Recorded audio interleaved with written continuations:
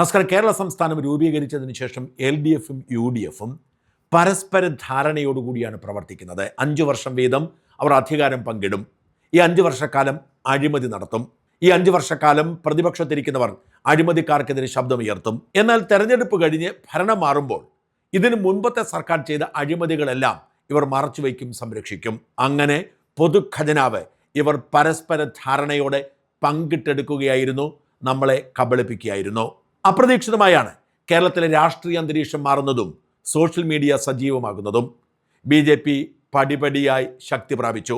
കേരളത്തിൽ BJP ഒരിക്കലും എത്തില്ല എന്ന് കരുതിയിടത്ത് BJPക്ക് 3 നിയമസഭാംഗങ്ങളും, ഒരു ലോക്സഭാംഗവും, ഒരു കേന്ദ്രമന്ത്രിയും, ഒരു കോർപ്പറേഷൻ മേയറും, അനേകം പഞ്ചായത്ത് ഭരണവും കൈവന്നു. പടിപടിയായി BJP വളർന്നതും ദേശീയ തലത്തിൽ BJP പിടിമുറുക്കിയതും സോഷ്യൽ മീഡിയയുടെ സ്വാധീനം പരമ്പരാഗത മാധ്യമങ്ങളെ സ്വാധീനിച്ച് തട്ടിപ്പ് വാർത്തകൾ മുക്കാനുള്ള അഭ്യാസത്തിന് അപ്പുറത്തേക്ക് പടർന്നു എന്ന് തിരിച്ചറിഞ്ഞതും ഇരു മുന്നണികളെയും അങ്കലാപ്പിലാക്കിയിട്ടുണ്ട്. BJP ഏതെങ്കിലും ഒരു മുന്നണിയെ തകർത്ത് കേരളത്തിൽ ചിരപ്രതിഷ്ഠ നേടും എന്ന രാഷ്ട്രീയ സാഹചര്യം രൂപപ്പെടുകയും ആ ഭാഗ്യപരീക്ഷണത്തിൽ UDF രക്ഷപ്പെടുകയും ചെയ്തു.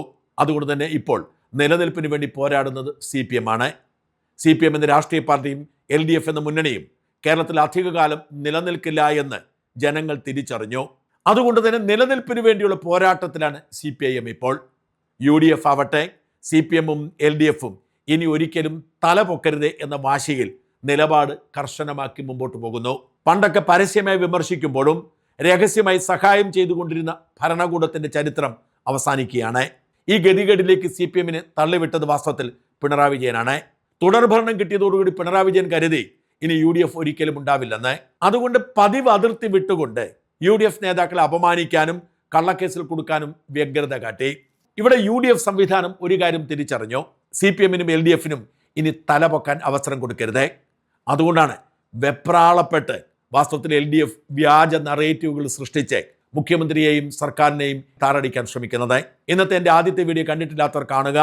ഇന്നലെയും ഇന്നുമായി ഇവിടെ വിവാദമായിരിക്കുന്ന പ്രധാനപ്പെട്ട വിഷയങ്ങളെല്ലാം വ്യാജമാണ്. ഈ വിഷയങ്ങളൊക്കെ ബോധപൂർവം സൃഷ്ടിച്ച് ജനങ്ങളുടെ മനസ്സിലേക്ക് ഭീതിയും ആശങ്കയും നുണയും വ്യാപാരം ചെയ്യാൻ CPM ശ്രമിക്കുന്നതാണ്. ഇങ്ങനെയൊക്കെ ആഞ്ഞടിച്ച് മാത്രമേ പിടിച്ചു നിൽക്കാൻ കഴിയൂ.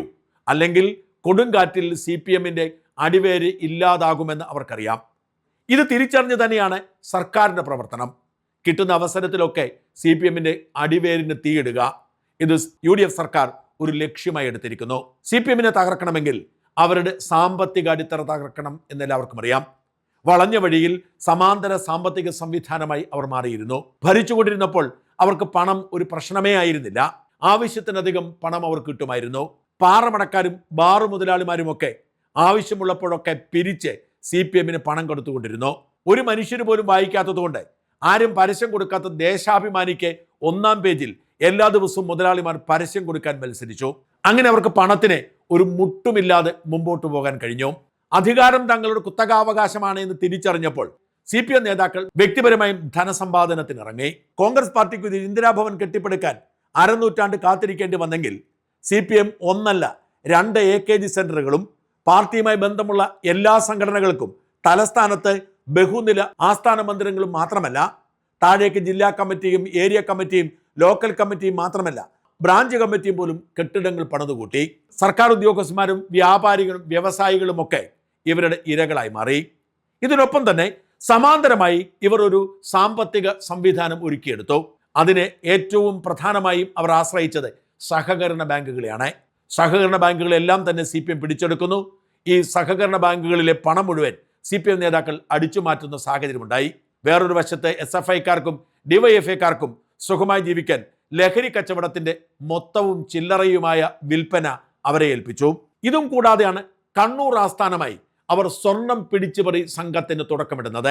CPMന്റെ തുടർഭരണമുണ്ടായതോടെ SFIക്കാർക്കും DYFIക്കാർക്കും സമരമില്ലാത്തതുകൊണ്ടാണ് അവരെ ലഹരി കച്ചവടത്തിന്റെ ഏജന്റുമാരായി വിട്ടതെങ്കിൽ കണ്ണൂരിലെ CPM ഗുണ്ടകൾക്ക് ആക്രമിക്കാനും കൊല്ലാനും ശത്രുക്കളില്ലാതെ വന്നപ്പോൾ അവർക്ക് തുറന്നു കൊടുത്ത വഴിയായിരുന്നു സ്വർണം പൊട്ടിക്കൽ. മലബാറിലെ സ്വർണ്ണക്കള്ളക്കടത്ത് സംഘങ്ങൾ കഷ്ടപ്പെട്ട് വിമാനത്തിലൂടെയും മറ്റും കൊണ്ടുവരുന്ന സ്വർണം വിമാനത്താവളത്തിന് പുറത്തിറങ്ങിയാൽ ആ സംഘത്തിലും തട്ടിപ്പറിക്കുന്നതായിരുന്നു ഇവരുടെ ഹോബി. അങ്ങനെയാണ് അർജുന ആയങ്കമാരും ആകാശ് തില്ലങ്കരിമാരും സൃഷ്ടിക്കപ്പെടുന്നത്. സ്വാഭാവികമായും കണ്ണൂരിലെ CPM നേതാക്കൾക്കിടയിൽ അവർക്ക് വലിയ സ്വാധീനമുണ്ടായി. എന്നാൽ അതിനിടയിലാണ് ഇവരൊക്കെ ഗോഡ്ഫാദറായി കരുതിയിരുന്ന P. ജയരാജനെ CPM ചവിട്ടി ഒതുക്കുന്നത്. ഇതോടെ ഇവർ വിമതരായി മാറുന്നു.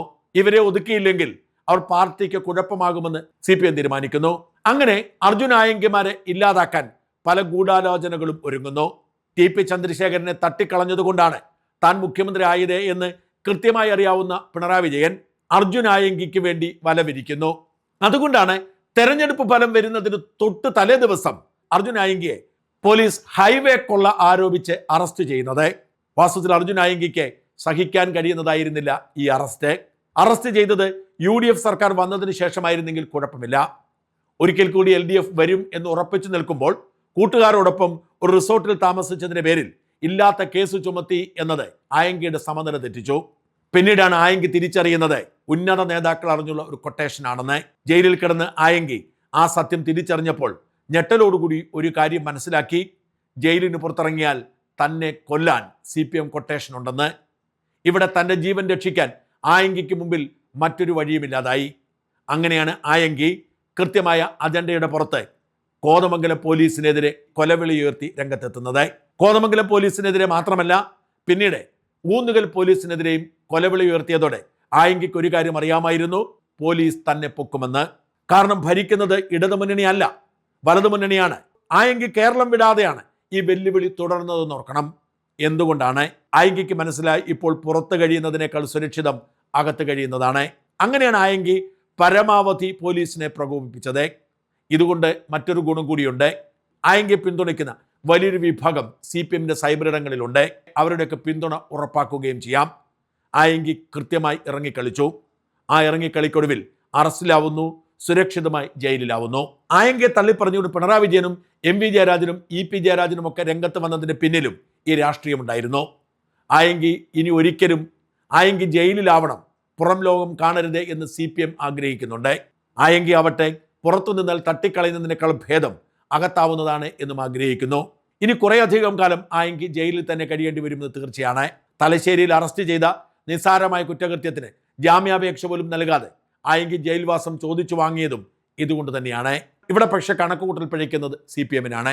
CPMന്റെ സാമ്പത്തിക അടിത്തറ തകർക്കാൻ ആവുന്നത്ര ചെയ്യുന്ന UDF സർക്കാർ ആയങ്കിയെ മാപ്പ് സാക്ഷിയുടെ പരിഗണനയിൽ പൂർണ്ണ സംരക്ഷണം കൊടുത്ത് മുമ്പോട്ട് കൊണ്ടുപോകും. മലബാറിലെ സ്വർണം പൊട്ടിക്കൽ മാഫിയയുടെ പിന്നാമ്പുറ കഥകൾ സർക്കാരിന് അറിഞ്ഞ മതിയാവും. CPM എങ്ങനെയാണ് സ്വർണം പൊട്ടിക്കലിലൂടെ പണമുണ്ടാക്കുന്നതെന്നും ആരൊക്കെയാണ് ഈ കണ്ണിയിലെ അംഗങ്ങളെന്നും എവിടേക്കാണ് ഇത് നീളുന്നതെന്നും എങ്ങനെയാണ് ഇവർക്ക് സംരക്ഷണം ഒരുക്കുന്നത് എന്നും സർക്കാരിന് അറിഞ്ഞ മതിയാവും. പോലീസ് ആയങ്കിയെ സംരക്ഷിക്കുന്നത് ഈ കണ്ണിയുടെ ചുരുളഴിക്കാനാണ്. അങ്ങനെ CPMന്റെ ഏറ്റവും വലിയ സാമ്പത്തിക ഉറവിടം അടയ്ക്കാനാണ്. ആയങ്കിയെ സംരക്ഷിക്കാനുള്ള ഉത്തരവാദിത്തമാണ് രമേശ് ചെന്നിത്തല ഏറ്റെടുത്തിരിക്കുന്നത്. ആയങ്കിയിലൂടെ CPMന്റെ സാമ്പത്തിക സ്രോതസ്സിന്റെ അവസാനത്തെ വഴിയും അവർ കടക്കണം. ഓപ്പറേഷൻ തൂഫാനിലൂടെ CPMന്റെ ലഹരി കച്ചവടത്തിന് ചെന്നിത്തല പൂട്ടിയിട്ടിരുന്നു. ആ പൂട്ട് കുറച്ചുകൂടി മുറുക്കി സ്വർണം പൊട്ടിക്കൽ കച്ചവടവും ഇല്ലാതാക്കും. അതിനാണ് ആയങ്കിയെ ജയിലിൽ അടച്ചിരിക്കുന്നത്. ആയങ്കിയായിരിക്കും CPMനെ ബാങ്കറപ്റ്റ് ആക്കാനുള്ള ഏറ്റവും വലിയ സർക്കാരിന്റെ ആയുധം.